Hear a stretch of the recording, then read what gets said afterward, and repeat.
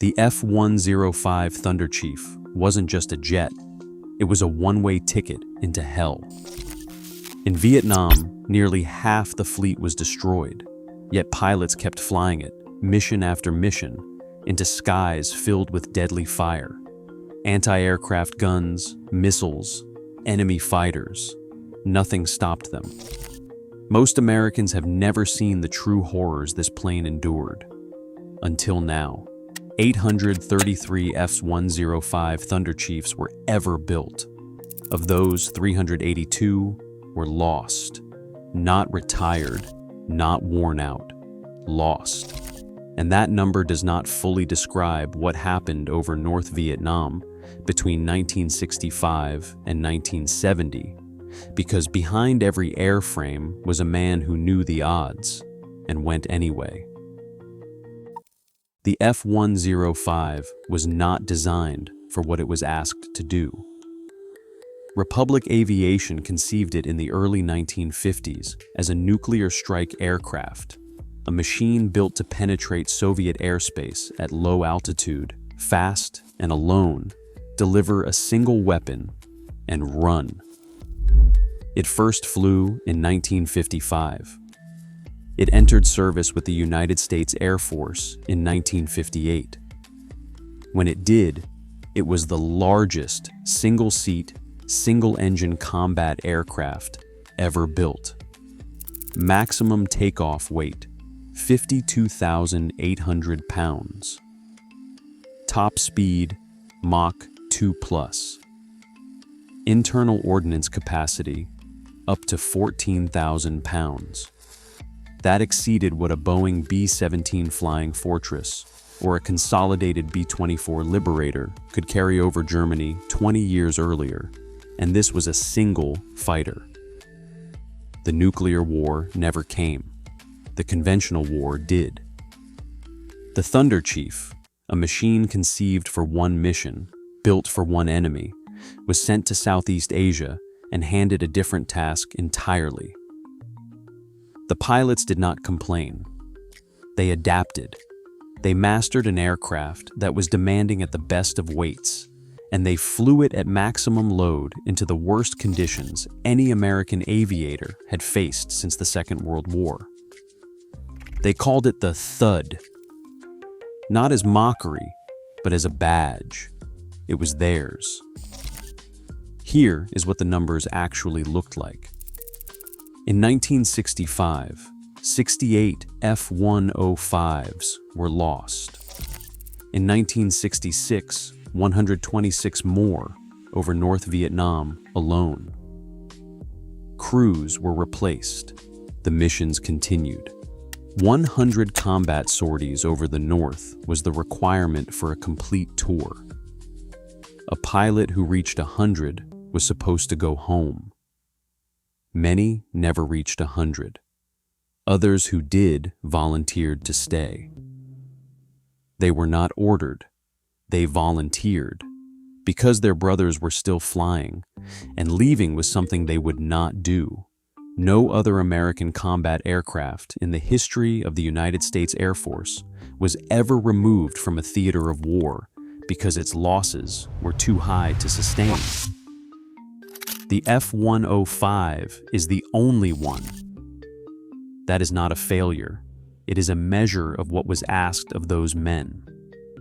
If you believe these men deserve to be remembered, hit that like button right now. Every like tells the algorithm this story matters. These heroes earned it. To understand what they flew into, you have to understand the ground they covered every single day. The route to Hanoi ran northwest along the Tam Dao mountain range, a ridge that rose 5,000 feet out of the Red River Valley, approximately 32 kilometers from the city. The pilots named it Thud Ridge. It was their waypoint, their terrain mask, the last natural cover before the descent into defended airspace. What waited was without precedent in the jet age. North Vietnam had built, with Soviet technical assistance and relentless discipline, an integrated air defense network of extraordinary density. Radar-controlled anti-aircraft batteries in every caliber, from light automatic cannon to heavy 85mm guns, were massed and layered across every inbound corridor. Soviet-built SA-2 surface-to-air missiles had been deployed around Hanoi beginning in 1965, the same system that shot down France's Gary Powers' U-2 over the Soviet Union 5 years earlier, now deployed for the first time at scale against a sustained conventional air campaign. American crews had no doctrine for defeating them. They worked it out under fire at over 500 knots. And MiG-17 interceptors were positioned at the exit routes, so that a pilot with a damaged aircraft and a leaking fuel line still was not safe on the way home. The pilots flew this route on schedule. The schedule did not change because the defenses grew. It did not change because the previous formation came back short, or did not come back at all. The mission went, and they went with it. The Pentagon could see what the SA-2 was doing to American strike aircraft. A radar-guided missile capable of reaching above 40,000 feet and chasing a supersonic target was not a problem that experienced pilots and iron bombs could solve alone.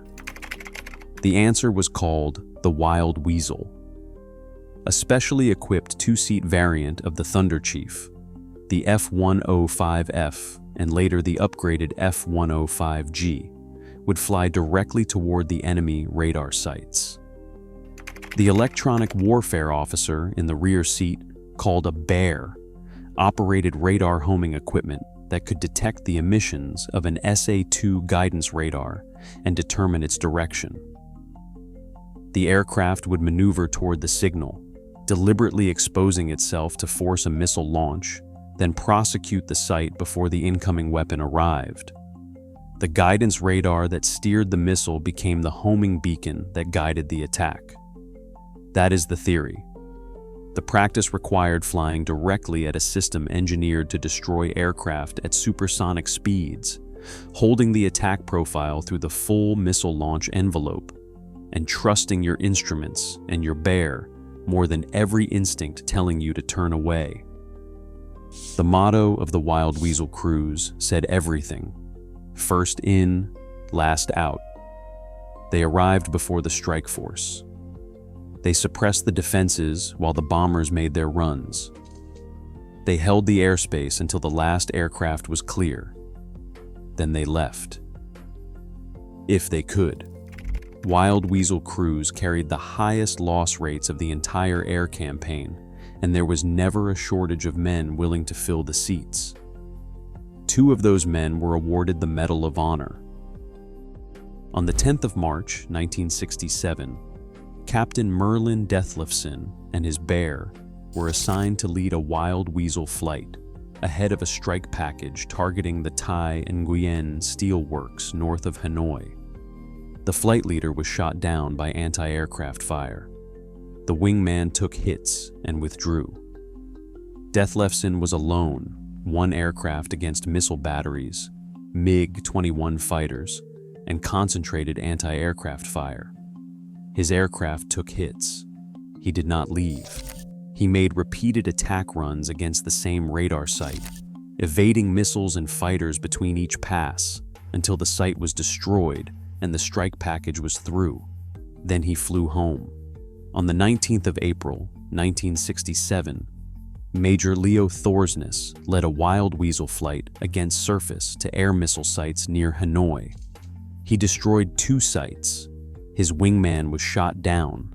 Thorsness circled above the descending parachutes, relaying position to the rescue center, then engaged a MiG-17 that was threatening the downed crew. He destroyed it with cannon fire.